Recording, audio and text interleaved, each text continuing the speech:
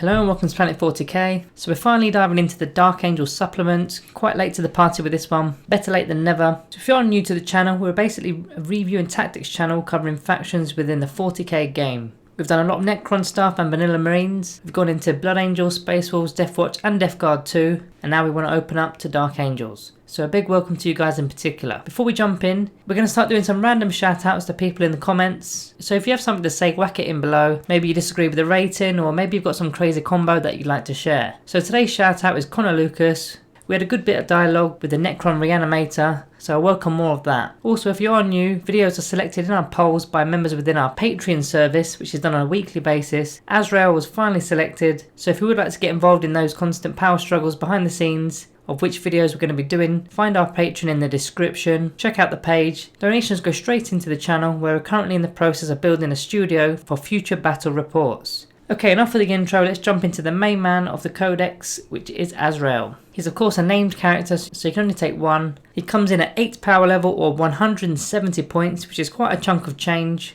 So we will see by the end of the video if he's actually worth it. As for his keywords of note, he's got the Deathwing keyword, he's a character, he's a chapter master within the inner circle, and an infantry.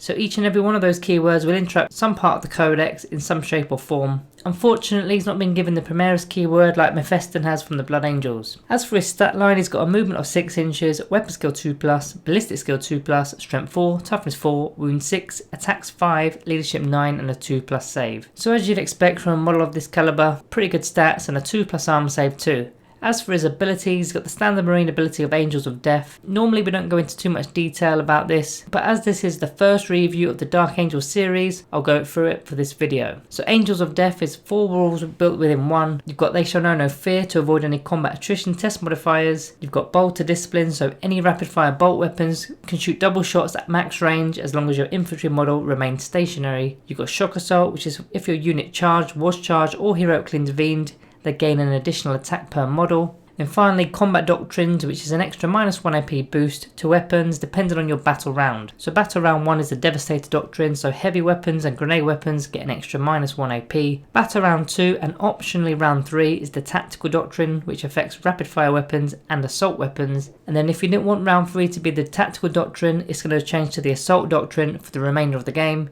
which affects melee weapons as well as pistols. So next he's got the Dark Angels Chapter Tactic, which is Grim Resolve, which is each time a model in the tactic makes an attack, unless the model's unit has moved, you're going to add 1 to the attack's hit rolls. Not only that, each time a combat attrition test is taken for the unit with this tactic, it automatically passes. So this ability sort of supersedes that Angels of Death ability with a Thou Shall Know No Fear. Next has got Inner Circle, which is a new ability within the supplement. So the first part is each time a morale test is taken, it is automatically passed. You've then got while the unit is in engagement range of enemy fallen units, unless the unit has the vehicle keyword, this cannot be selected to fall back. The third part, each time you select a unit to fall back, unless it has the vehicle keyword, the Raven Wing keyword, or the Chapter Master keywords, which it does, it has the Chapter Master keyword, you roll 2d6. If the result is less than or equal to the unit's leadership, then they can fall back. Otherwise they can't fall back and they're remaining stationary instead. But like I said, he's got the Chapter Master keyword, so he's not falling back. And finally, each time an attack is made against the unit, if the unit is an infantry, any unmodified wound rolls of a 1, 2 or 3 will always fail, irrespective of any abilities that the weapon may take.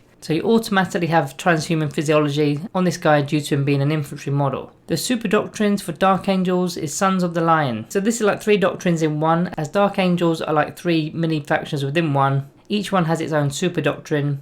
Now Azrael has the Deathwing keyword, so he's going to be making use of the Implacable ability. So what this is, in the Assault Doctrine, each time a Deathwing infantry model or a Deathwing dreadnought model from your army makes a melee attack against a character or a unit that contains a wounds characteristic of 8 or more, you can re-roll the wound rolls. Not too bad. He then comes stocked with an Iron Halo, which is a 4+ in-1 save, so he's got a 2+ armor save with a 4+ in-1 save, which makes him very tanky. He's got the Chapter Master ability, so in the command phase you select one single friendly Dark Angels core unit or Dark Angels character unit within 6 inches of the model. Then until the start of the next command phase, each model in that unit can re-roll the hit rolls. So this can actually be used on himself, but as Dark Angels are more of a shooty faction, it's probably more ideal to give it to nearby core units with ranged attacks. He's then got Watcher in the Dark, which is once per battle the model can attempt to deny the Witch as if he was a Psyker, and if you're denying the Witch against a Chaos Psyker, you can re-roll the Deny the Witch test. It's only one use per battle, but it can be pretty big. Supreme Tactician is next, so if your army is battle forged, which it most likely will be, and Azrael is your warlord, then you're going to receive 2 additional command points. Not bad for spending on stratagems. He's then got the Rights of Battle Aura, which is quite a common Space Marine ability where all friendly Dark Angels core units within 6 inches reroll 1s to hit. So this now isn't working on characters, it's just the core units. Then finally he's got his Lion Helm Aura. Any friendly Dark Angels infantry or Dark Angels biker units within 6 inches of the model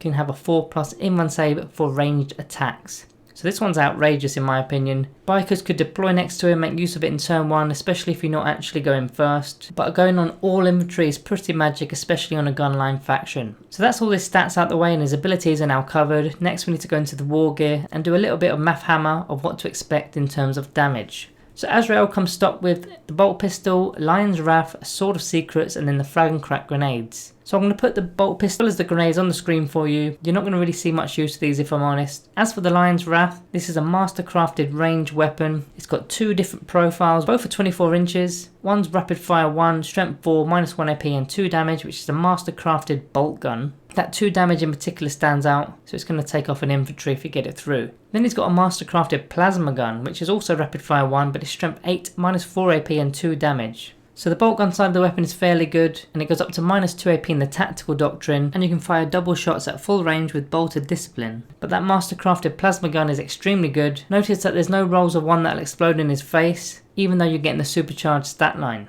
So his melee weapon, he's got the Sword of Secrets, Strength +2 making it Strength 6, -4 AP and 2 damage, and each time an attack is made with this weapon, any unmodified wound rolls of a 6 will inflict a mortal wound on top of the normal damage. So it's not the biggest strength at Strength 6, but it's more of an infantry killer anyway, so Strength 6 is plenty. So let's run some of those numbers. He's got a 5 attacks base, and he's going to gain 1 more for Shock Assault, resulting in 6 attacks. Presuming he hasn't given himself the Chapter Master buff, he's going to hit on 2s and score an average of 5 hits. From those 5 hits, this is roughly what he's going to be doing. So going against Toughness 3 infantry, he should be scoring 4.2 wounds, which will actually kill 4.2 models. Against Toughness 4 and Toughness 5 infantry, he's going to be doing 3.3 wounds, and he should be killing 3.3. Again, it's because that AP is -4, so it's going straight through the armour there. Versus, say, a Toughness 6 vehicle, you're doing 2.5 wounds, which is 5 damage, and against Toughness 7 or more, it's 1.7 wounds, which is 3.3 damage. So anything Toughness 6 or less is doing a decent amount of damage too. Now Marines are even being sliced apart due to that -4 AP as mentioned, and the damage being 2. And Toughness 3 weaker units are being wounded on 2s, so they're also suffering.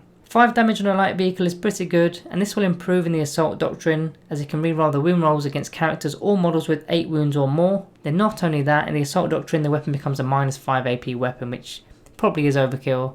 Now of course none of these figures take into consideration any in-run saves. Now even if they had a 4+ in-run save, you simply just half the damage of the figures, because they're going to shrug off half of them, and a 5+ in-run save is going to be a third, etc, etc. So not only is this guy a huge support character, but he's also dishing out some pain at range and in melee. So let's check out some of the stratagems next and see how the keywords come into play. Now I'm not going to be going through each and every available stratagem, as some are pointless to use for Azrael. For example, Auspex Scan, he does have the option of using it, but realistically you're not going to use it with Azrael. Starting with the Dark Angel specific stratagems, you've got Line Unbreakable, which is 1 command point. Used at the start of the fight phase, you select a Dark Angel's infantry unit, then until the end of the phase, that unit can only be selected as a target for melee attacks if the attacking model is in engagement range of it. So note that this means that enemy models that are not within engagement range but are still within ½ an inch of a model that is within ½ an inch cannot target Azrael in melee. So this is magic, especially against large units that have caught Azrael out in combat. Only the guys within an inch can fight, so all the models in the second line that can usually fight now can't. So that's potentially removing a ton of attacks. And the last one from this supplement you've got is Weapons from the Dark Age. It's 2 command points, you're probably not going to use it, but I'll throw it in anyway, because there is a mention of it in the actual Space Marine Codex. So used in the shooting phase, when a Dark Angel's unit from the army is selected to shoot, until the end of the phase you add 1 to the damage characteristics of plasma weapons that the model may be equipped with. So in the Space Marine Codex it actually specifically mentions Lion's Wrath, which is the master-crafted plasma weapon that he holds. Like I said, 2 CP is probably a little bit too steep for one model, probably better served on other units. As for the Vanilla Marine Codex, there's one noteworthy stratagem which is only in death does duty end. It's 2 command points used in the fight phase on a character model that has not been selected to fight and it has been destroyed. So if Azrael has died and had not yet fought in that phase, you don't remove the model, he can get up and fight before being destroyed. So that's the stratagem out the way. Next we need to check out his warlord trait. Now as he's a named character, he's going to have an assigned trait, so you don't get to select the trait here. He's got Brilliant Strategist, which is in the command phase. You select one friendly Dark Angels unit within 6 inches of the warlord, and then until the start of the next command phase, the following 2 things will happen. Each time a model in that unit makes an attack, if the Tactical Doctrine is active, then the Devastator Doctrine is considered to be active for the attack instead. Then each time a model in the unit makes an attack, if the Assault Doctrine is active, then it turns into the Tactical Doctrine for the attack instead. So this has tons of flexibility. Heavy weapons only gain an additional -1 AP in battle round 1, but now they can have it in battle rounds 2 and even 3. The same applies for rapid fire weapons, making use of the weapons right the way up till turn 5. So it's really strong on a ranged faction, as you're less likely to be in combat, so you're not really going to want to make use of the Assault Doctrine. So before we summarise and hit Azrael with the first Planet 40k rating for the Dark Angels on the channel, I thought it would be worth talking about some of the best ways to field him. So as he's an infantry with their 6-inch movement, he's not really making the greatest use of buffing bikers unless you field them purely for the extra toughness and wounds and keep them back. Azrael works best with what's known as a castle in the game. It's where you create a strong point, usually within your own deployment zone, covering 1 or maybe 2 objectives where possible. It will largely be infantry based, especially with his lion helm, which grants them all a 4+1 save against range attacks, and they'll likely have some sort of cover with a terrain feature. So these kind of units are more likely going to be coming from the Space Marine Codex, such as heavy intercessors, or maybe from the heavy support such as Devastators or Hellblasters, units that don't usually have an in-1 save, or maybe because they've got heavy weapons, because making use of Grim Resolve will give them a +1 to their hit roll if they don't move, and of course Azrael lets them re-roll, so they're very rarely missing. Even a Redempted Dreadnought can make use of this with the Chapter Master ability. However, he cannot be gaining the in-1 save because he's not an infantry model. So Azrael really is more of a support character, but he can also be a countercharge unit for when enemy units attack your castle. Removing 3 Marines per fight phase alone isn't too bad. So let's move on to the section of the video where we discuss the good and the bad.